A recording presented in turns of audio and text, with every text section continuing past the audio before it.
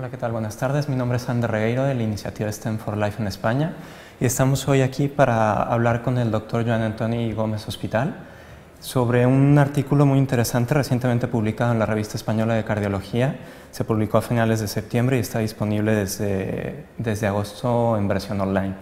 El artículo es sobre el impacto en tiempos de actuación y perfil de los pacientes tratados con angioplastia primaria en el área metropolitana del sur de Barcelona al implantar el programa del código infarto. Bienvenido, buenas tardes. Buenas tardes. Bueno, pues es primero que nada una felicitación por el artículo. Es un artículo bastante interesante, sobre todo pues por el impacto clínico que tiene y porque demuestra algo que nosotros vamos pensando, pero claro, registrarlo, documentarlo y publicarlo es algo que apoya mucho más esta tesis. Tenemos 5 preguntas para hoy y me gustaría empezar con la primera. El hecho de implantar una red de atención para el infarto implica que hay un aumento muy importante en el número de angioplastias. La primera pregunta sería, ¿cuál ha sido la principal modificación para implementar este código infarto dentro del hospital? Buenas tardes. En principio las modificaciones fueron realmente muy pocas. Existía ya una infraestructura básica que permitía la realización de este tipo de procedimientos, y lo que sí se realizó es un área para el seguimiento de los pacientes a los que se les hacía una angioplastia, para permitir que en la unidad coronaria y en áreas del servicio de cardiología, pues todo este incremento de número de pacientes a los que se les realizaba una angioplastia primaria pudieran ser absorbidas por el servicio de cardiología. O sea que finalmente se basa principalmente en un sistema pues organizativo, con los recursos que ya tienen, pero principalmente es organizarlo. La segunda pregunta sería sobre el porcentaje de falsas alarmas. Ustedes reportan un porcentaje un poco mayor al 9% y esta es una cifra bastante similar a la reportada por otros grupos. Sin embargo, si uno se pone a analizar la literatura, los criterios para definir falsa alarma varían de estudio a estudio. Entonces me gustaría saber cuál es su opinión y qué criterios se utilizan para definir falsa alarma. Esto por un lado, y por otro lado, si creen que esta cifra del 9% es algo aceptable o algo real. El criterio de falsa alarma nosotros lo utilizamos como aquella alarma que no debería haberse realizado, es decir, aquel paciente que en el momento en que llega al laboratorio de hemodinámica nosotros revisamos el electrocardiograma y los criterios clínicos con los que se ha realizado la activación y vemos que no cumple los criterios electrocardiográficos de infarto agudo de miocardio, que suele ser la mayoría de estas falsas alarmas.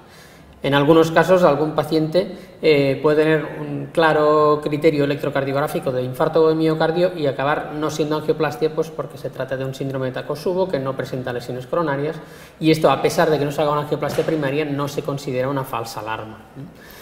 El porcentaje que hemos encontrado ha sido cercano al 9% y yo creo que es un porcentaje relativamente aceptable para el sistema.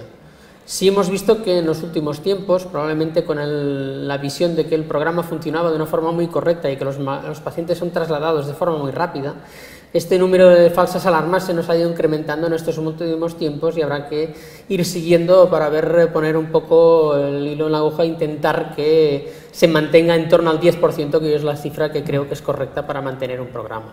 Sí, de hecho esto lo comentábamos antes de la entrevista y es un punto importante porque quiere decir que hay que estar monitorizando el sistema y a partir de ahí estar haciendo correcciones para una capacitación continua y mantener los parámetros de calidad. De hecho, sobre este punto, sobre los indicadores de calidad, me gustaría saber cuáles desde su punto de vista creen que son los más importantes y los que se deberían de monitorizar para vigilar la calidad del código infarto. Yo creo que en este punto el sistema público de salud catalán ya ha montado un registro que se basa y cuya finalidad es intentar monitorizar todos estos perfiles y valorar realmente la calidad del sistema de asistencia que está realizando. El primer punto fundamental son los tiempos de actuación. Yo creo que el punto óptimo de calidad es intentar conseguir que la mayoría de estos pacientes, lo ideal sería que todos los pacientes fueran atendidos y su arteria estuviese abierta en menos de 120 minutos desde que ha tenido el primer contacto con el sistema médico capaz de realizar uno de los tratamientos. Esto sería lo ideal. Entonces hay que ir monitorizando para ver dónde están estos puntos negros, donde se sepa que no se cumplen estos tiempos y buscar las posibles soluciones a este punto. Secundariamente, el segundo punto que debe monitorizarse es la mortalidad del programa. Realmente debemos conseguir mortalidades suficientemente bajas como para que el programa tenga una calidad deseable. Sí, que sería el objetivo final. Y claro, esto también es interesante porque en un principio, cuando se plantea una red de este tipo, los criterios iniciales pues parecerían que son cuantitativos, como el número de angioplastias, pero una vez establecido, claro, se debería de tener criterios cualitativos, como los tiempos de actuación. La cuarta pregunta sería en relación al tipo de pacientes o a las características clínicas de los pacientes que atienden en la fase pre y post-código. Me ha llamado un poco la atención que la descripción de los pacientes pre y post-código en cuanto a la gravedad clínica no varía mucho. De hecho, los criterios de gravedad, o sea, los pacientes que han atendido en la fase post-código, clínicamente están un poco mejor.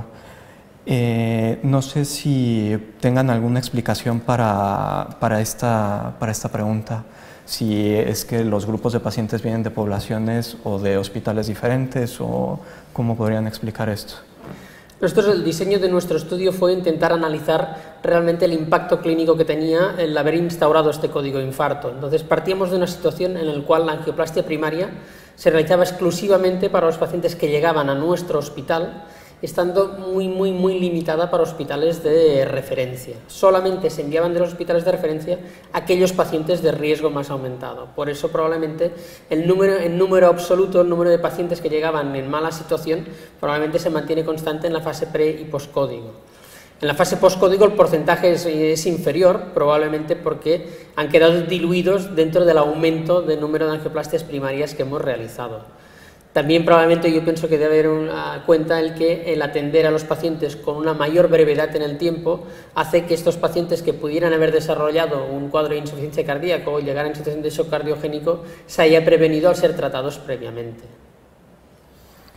Y por último, el estudio describe la fase del código infarto justo después de su inicio. Se toma la muestra precódigo y postcódigo justo de manera continua. ¿Ustedes creen que si se analiza la fase postcódigo en el primer semestre y segundo semestre haya diferencias? ¿O si se analiza el primer año de implantado del código infarto con los años siguientes, hay alguna diferencia? Nosotros hemos mantenido un registro de la actividad que tenemos en nuestro centro de los pacientes que son sometidos a angioplastia primaria, dirigidos por el programa del código infarto, y no hemos observado diferencias, es decir, sí que observamos en el primer momento un incremento del número de pacientes atendidos y este incremento se ha ido manteniendo en el tiempo, no nos ha variado, no hemos aumentado más, sino que se mantiene el programa estable hasta esta situación. Sí que nos ha aumentado un poco lo que hemos comentado antes, la presencia de falsas alarmas, probablemente, porque como se ha visto que el sistema funciona de una forma muy óptima, pues hay centros que probablemente se ayuden de este sistema para trasladar pacientes con más gravedad, no siempre con los criterios claros para activar el código infarto. Muy bien, pues de nuevo muchas gracias por haber aceptado la invitación aquí en el Congreso de la Sociedad Española de Cardiología en Sevilla y felicitaciones de nuevo por la publicación. Muchas gracias.